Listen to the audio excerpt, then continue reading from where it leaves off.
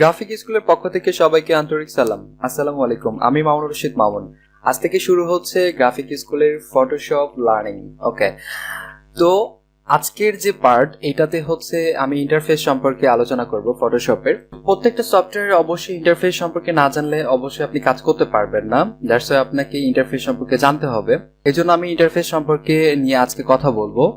আমাদের চ্যানেলের উদ্দেশ্য হচ্ছে কি করে আপনি Photoshop, Illustrator, InDesign, flash etcetera যেগুলো গ্রাফিক ডিজাইন রিলেটেড সফটওয়্যার রয়েছে সেগুলোতে আপনি বেসিক লেভেল থেকে অ্যাডভান্স লেভেল পর্যন্ত টিউটোরিয়াল পাবেন। আমাদের চ্যানেলে টিউটোরিয়াল দেওয়া হবে ইনশাল্লাহ। তো আশা করি ধারাবাহিকভাবে অবশ্যই টিউটোরিয়ালগুলো দেখবেন অ্যান্ড ভালো লাগলে অবশ্যই আমাদের চ্যানেলটি সাবস্ক্রাইব করবেন অ্যান্ড লাইক, কমেন্ট অ্যান্ড বেশি বেশি শেয়ার করবেন। তাহলে শুরু করা যাক আজকের ইন্টারফেস সম্পর্কে।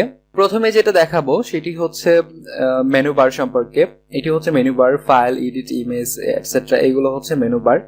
ওকে, তো মেনু বারে যখন আমি মাউসের কার্সরটি নিয়ে যাব তখন একটি একটি করে নিউ, ওপেন ইত্যাদি ইত্যাদি দেখা যাচ্ছে। এগুলো হচ্ছে সাব মেনু। ওকে, তো সাব মেনুতে অনেক ধরনের অপশন রয়েছে। তো প্রত্যেকটা ছোট ছোট অপশন নিয়ে একটি একটি করে টিউটোরিয়াল পাবেন। তো সেই টিউটোরিয়ালগুলো দেখলে অবশ্যই উপকৃত হবেন অ্যান্ড আশা করি সেগুলো দেখবেন।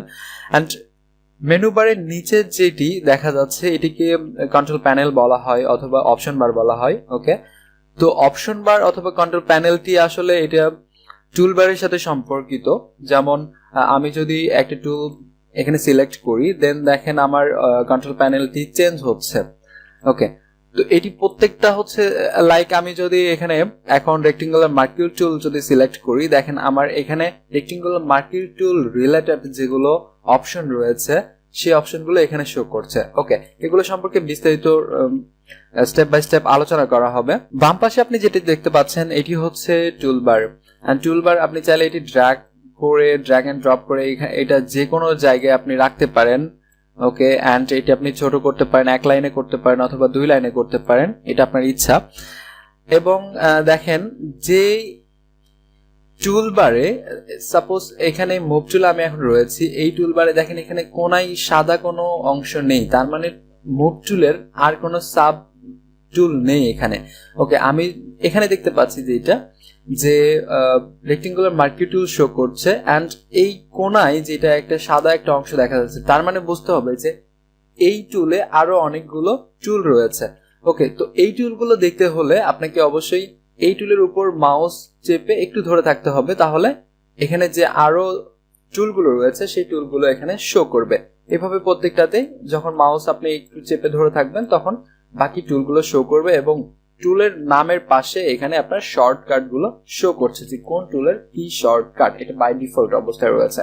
ওকে, এটা হচ্ছে টুলবারের অবস্থা। এবং আমি যদি ডান পাশের দিকে তাকাই এটি হচ্ছে ফ্লোটিং প্যানেল। টোটালটাকে বলা হয় floating panel and total floating প্যানেলের মধ্যে ছোট ছোট একটি করে অপশন রয়েছে। লাইক এখানে রয়েছে layer, channel, path, adjustment, styles, colour, swatches.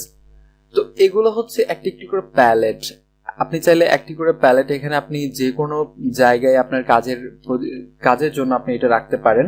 Okay, and এইটা যদি আবার আগের পজিশনে বাই ডিফল্ট অবস্থায় যদি ফিরিয়ে যেতে চান তাহলে সেক্ষেত্রে আপনাকে এখানে এসেনশিয়াল এখানে ক্লিক করে জাস্ট রিসেট এসেনশিয়াল করে দিলে হবে, অথবা মেনু বার থেকে window menu and window menu থেকে ওয়ার্কস্পেস থেকে রিসেট এসেনশিয়ালসে ক্লিক করলে দেন আবার পূর্বের অবস্থায় ফিরিয়ে যাবে। ওকে, তো আমি চাচ্ছি যে আমার অ্যাডজাস্টমেন্টটা প্রয়োজন নেই এখানে, তো আমি এটা কেটে দিব। তাহলে কি করে? তাহলে এখানে আপনাকে ক্লিক করতে হবে অ্যান্ড এখানে যদি ক্লোজ করে দিই তাহলে এখান থেকে অ্যাডজাস্টমেন্টটা কেটে গেল। ওকে, আমি চাচ্ছি যে কালার অ্যান্ড সোয়াচেস দুইটাই একসাথে কেটে যাবে, টোটাল এইটাই কেটে যাবে। তো সেক্ষেত্রে কি করতে হবে? সেক্ষেত্রে এখানে ক্লিক করে জাস্ট ক্লোজ ট্যাব গ্রুপ করে দিলে তখন এই টোটাল ট্যাব গ্রুপটাই কেটে যাবে। ওকে, তো আমি যদি এখানে কোনো কিছু ইনপুট করতে চাই, লাইক আমার যদি এখানে ক্যারেক্টার প্যালেট অথবা character styles, note etcetera, navigator আমার যদি এখানে প্রয়োজন হয় তো সেটা আমি কি করে এখানে ইনপুট করব?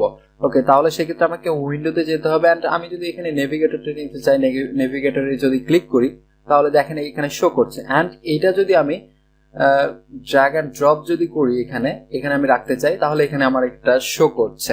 ওকে, এইভাবে আপনি চাইলে যে আপনার ইচ্ছা মতো কোনো কিছু প্রয়োজন হলে আপনি উইন্ডো থেকে এখানে নিয়ে এসে আপনার এখানে ওয়ার্কস্পেস সেট করতে পারেন। ওকে, তাহলে ওয়ার্ক স্পেস সেট করার কথা যেহেতু চলে আসলো, সেক্ষেত্রে আপনি সাপোজ আপনার এই ওয়ার্ক স্পেসটা আপনার পছন্দ, প্রতিবার ফটোশপ যখন আপনি ওপেন করবেন তখন এই ওয়ার্ক স্পেসটি আপনার শো করবে। এটা কি করে? সেক্ষেত্রে আপনাকে যেতে হবে এখানে ক্লিক করে জাস্ট নিউ ওয়ার্ক স্পেসে ক্লিক করলে এখানে আপনি একটা নাম দিয়ে এখানে যদি সেভ করে দেন তাহলে আপনার এই নামের একটা ওয়ার্ক স্পেস তৈরি হবে। এই ওয়ার্ক স্পেসে আপনি প্রতিবার এইরকম করে ভিউ দেখতে পারবেন। অথবা এখান থেকে না গিয়ে যদি আপনি উইন্ডো থেকে ওয়ার্ক স্পেস থেকে নিউ ওয়ার্ক স্পেস যান, সেম কাজটি হবে। ফটোশপে কিছু বাই ডিফল্ট ইন্টারফেস রয়েছে, লাইক আপনার এসেনশিয়ালস, পেইন্টিং, ফটোগ্রাফি, টাইপোগ্রাফি, এগুলো হচ্ছে টোটালি বাই ডিফল্ট অবস্থায় রয়েছে। আপনি চাইলে নিজে নিজে আপনার নিউ ওয়ার্ক স্পেস তৈরি করতে পারেন। এবং আমি যদি এই পাশে এটা যদি ওপেন করে দেখি তাহলে এটা টোটাল এখানে চাইলে আপনি শো অ্যান্ড হিডেন করে দিতে পারেন, অ্যান্ড এটা আপনি হাইড করে দিতে পারেন অথবা শো করে দিতে পারেন। ওকে, আমি চাইলে যে এটা আমি কোথায় রাখবো, টোটাল প্যালেটটা আমার এই পাশে ভালো লাগছে, আমি তাহলে এই পাশে রাখতে পারি। ওকে, এইভাবে রাখতে পারি। তো আমার এটা টোটালটা উলট পালট হয়ে গেলে জাস্ট আমি এটা এভাবে করে দিতে পারি।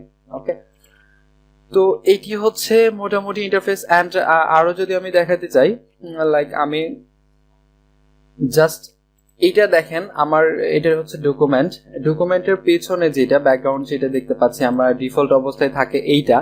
অ্যান্ড আপনি চাইলে এটা ব্ল্যাক করে দিতে পারেন, ডার্ক গ্রে করে দিতে পারেন। এখানে আরো কিছু অপশন রয়েছে, আপনি এখানে থেকে কাস্টম করে দিতে পারেন এবং সিলেক্ট কাস্টম কালার থেকে আপনি পছন্দ মতো যে কোনো কালার এখানে চুজ করে আপনি ব্যাকগ্রাউন্ডে আপনি এটা দিতে পারেন। ওকে, অ্যান্ড আমি যদি টোটাল ফটোশপের ইন্টারফেসের কালারটা যদি চেঞ্জ করতে চাই, সেক্ষেত্রে আমি এটা সম্পর্কে আলোচনা করব কিভাবে এগুলো আসছে। তো এটা হচ্ছে যে আমি যদি যাই এডিট মেনু থেকে প্রিফারেন্স থেকে ইন্টারফেস, এখানে দেখেন আমি চাইলে ডার্ক, লাইট অ্যান্ড আরো ব্রাইট করে দিতে পারি। ওকে, এগুলো সম্পর্কে বিস্তারিত আলোচনা হবে নেক্সট টিউটোরিয়ালে।